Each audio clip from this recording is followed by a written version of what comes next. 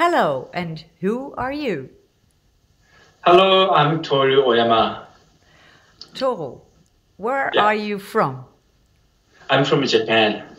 And where about in Japan? Yokohama. Do you know it? Yokohama. Yeah. And is that where you currently are? Yes, I am. So you're with Yes, your family, your parents, your friends? yeah.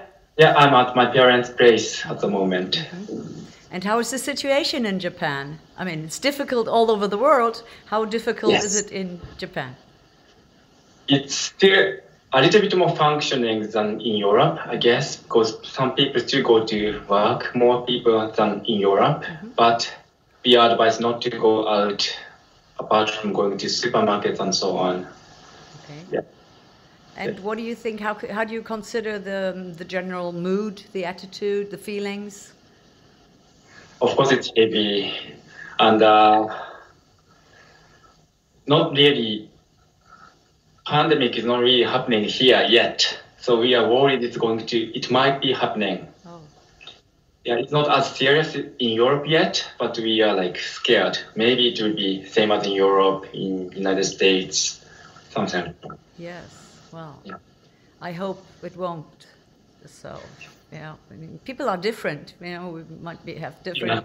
different genes, so maybe it just Mm. doesn't happen. So I hope so. I hope yes, so. And Europe is gradually getting better, as far as I know. Gradually, yeah, slowly getting better there. So yeah. yeah. There are some signs, some optimistic signs, but nobody really believes that this is over.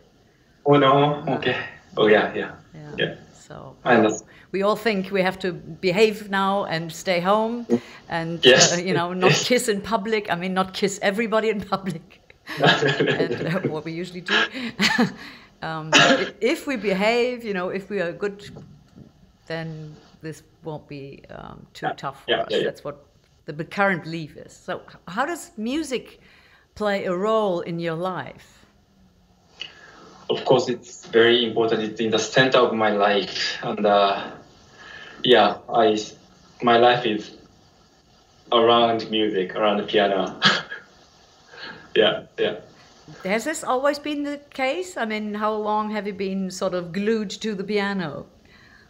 Mm, since I moved to Europe, definitely, yes. And maybe as you know, like I didn't major music while I was going to university in Japan.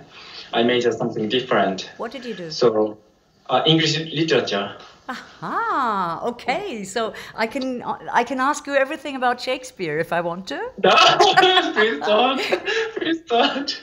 Yes. Yeah, but of course, I had to study different topics, the different materials. I had to read about literature instead of music. Yes, so it was a bit different. But yeah, when I decided to focus on music, when I decided to live my life as a musician, yeah, since then my life is like this.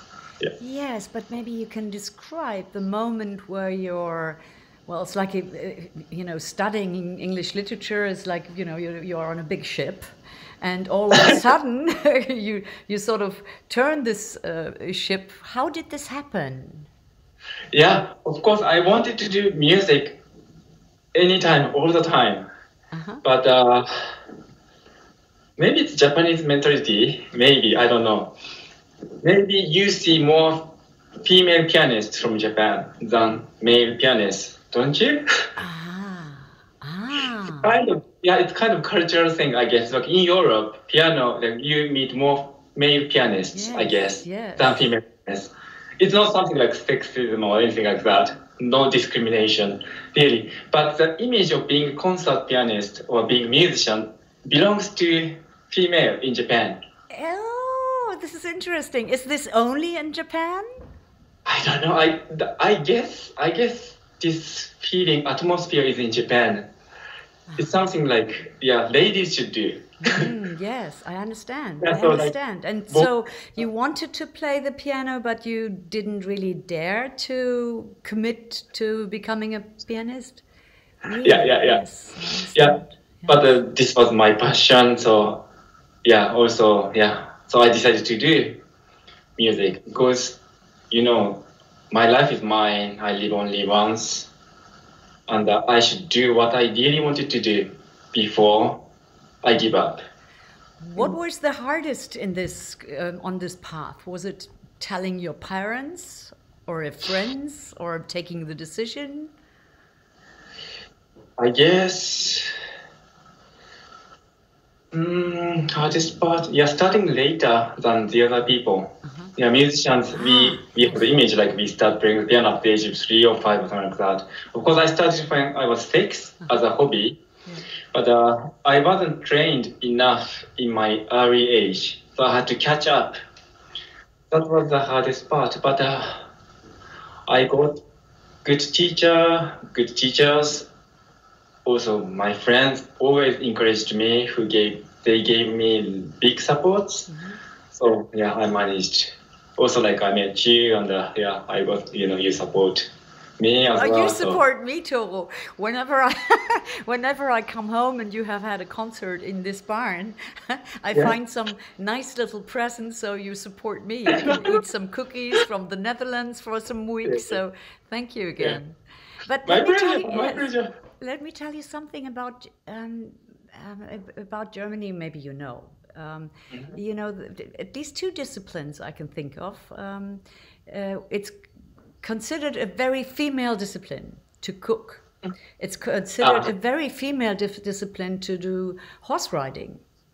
Yeah, but the best cooks and the best horse riders are. Please forgive all feminists. Forgive me for saying this. The best are men. On the average only. I don't really mean that. Sorry for that one. Do you see what I mean? They're really men. Yeah. So okay. But maybe other professions they are the best. But as at home, maybe you are the best. No, I'm the only one. Okay. Whenever I cook for friends, my son sends me an SMS. With the telephone number of the Poison Central Care Unit. No. Yes. Sometimes he sends it directly to the guests. So that's about me and cooking. Yeah. No. So when I try to imagine where you spend your time so far, you were in Yokohama and then you moved to. When did you move to Europe, to the Netherlands? How does that fit in your studies and decision making about changing from literature to piano? So I went to London, UK first. I studied in London because I did English literature, so I wanted to live in London. So, it was very nice experience, wonderful time there. And then London is really busy. So many kinds of people, so many things, too many things are happening in a way. Yeah. So I wanted to be a little bit calmer. So I went to the Netherlands, which is very close to London, very close to Germany, of course. It's easy to travel anywhere in Europe. Yeah, so I can have both sides, like busy city life. Of course, I'm still in a big city, but still like London, Berlin, Paris, that kind of like big city image is not in Netherlands, but I can have both sides, like city life, also like currently studying piano music. Okay, and where are you now now you are in Japan, but where are you usually based in the Netherlands? Which town? Nearby Amsterdam, close to Amsterdam. Okay, and when you say close to Amsterdam, is it like make us imagine how big is the place, how small is the place? Is it cozy or is it still the suburbs of Amsterdam? It's about 20 minutes by train. So 20 minutes from Amsterdam, 20 minutes from Utrecht. Okay. So I can easily access to both cities, and but my city is a little bit calmer. So it's a city for people who commute to both cities. So there's actually a radio station, Dutch TV station, Dutch radio station, and there's a Dutch Radio Philharmonic Orchestra as well. So lots of musicians live there too. Okay. Yeah. And, how did your did you try to get into Dutch, the language? A little bit, but I guess it's same in Germany. But most people, many like they speak very good English. Yes, they speak Perfect very English. good And English. if I try to speak strange Dutch, Yeah. they quickly change the language to English. Yes. So I don't dare to try too many times.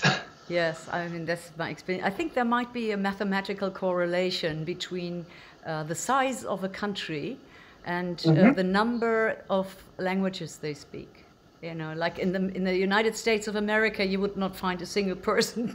I mean, it feels as if you don't find a single person who speaks anything else than American English. And with the Dutch in their tiny little, country, they're so frank and they're so open, and they even speak German. I mean, who needs German? But they even speak German. Of course, Yes. they do. They do. Yes, they do. Yeah. Yes. Yeah, they do. Yeah. Yes. Yeah. Okay. Yeah, and talking about the piano again, did you regret your decision, or did you say, "Oh God, I exchanged Shakespeare to Chopin. That was a good decision"? Of course, I am very happy doing music, doing piano. I'm very happy. But still, of course, I still read. So I didn't abandon Shakespeare.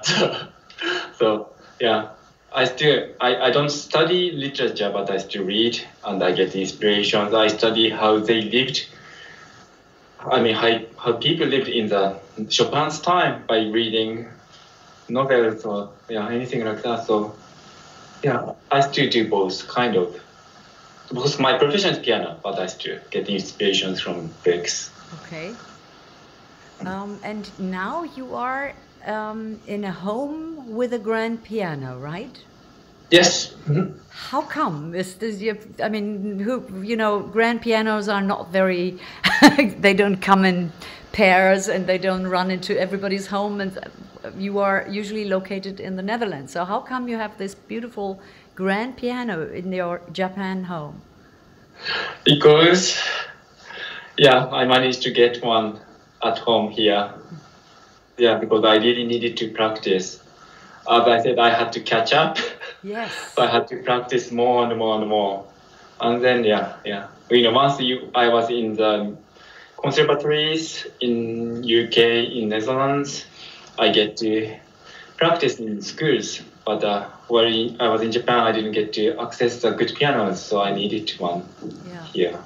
It seems to me as if you, as a regular pianist, you get sort of, like this drug symptoms. If people don't have a piano around them for a day or two, they get very.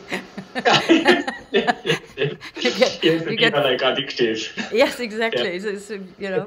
So that is good. Now, talking about repertoire, this year, next year, I know that Chopin will be part of your menu. But the piece of music we will now show after this interview and attached to this interview will be a different piece. And what is this piece? Chopin Barcarolle, which is like, for me, it's a very important piece of music. Also, for many other musicians too, I believe. For example, Maurice Ravel, French composer, said it's the summit of the entire piano literature. Oh. So it's okay. Yeah, it's really beautiful piece. The summit of the entire recorded literature. that video while I was practicing in a church in Leiden. Yes. Yeah, so it's very special moment for me. Yes, we should keep this interview for Christmas.